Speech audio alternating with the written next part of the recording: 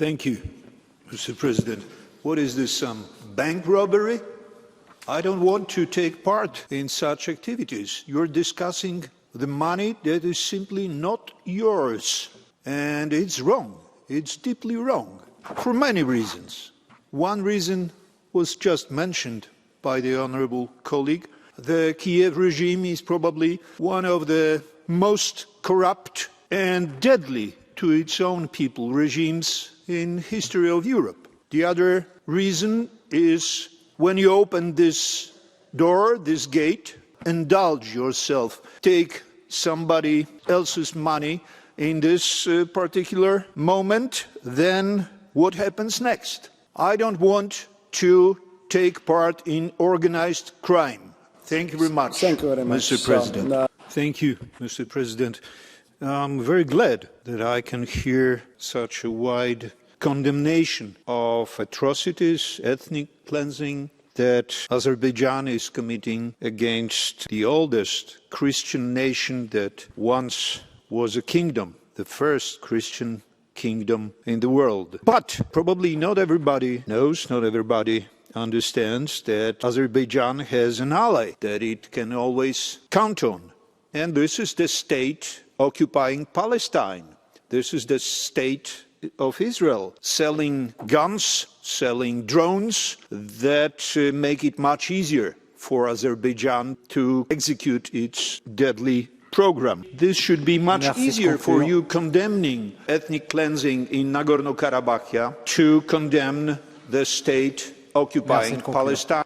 Thank you, colleague. Atrocities, committing genocide in Gaza. Thank you very much, Madam President. The majority of this House is persistently trying to take European nations to war with Russia, as we could observe in previous weeks. Now you are taking us to war with China. Does Europe deserve to be a proxy in some Anglo-Saxon, American, Jewish wars fought all over the world? Do European nations deserve to be blackmailed and be held hostages of foreign affairs of foreign empires? No, they don't.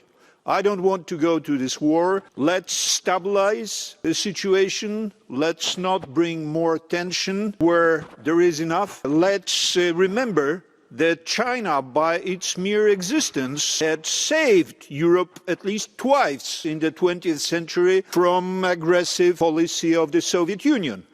The mere existence of China, also communist country, saved us a lot of trouble, a lot of horror. I beg you to keep the time. It's 1 minute speaking time for... Thank you very much, Madam President. What you are trying to do here, guys?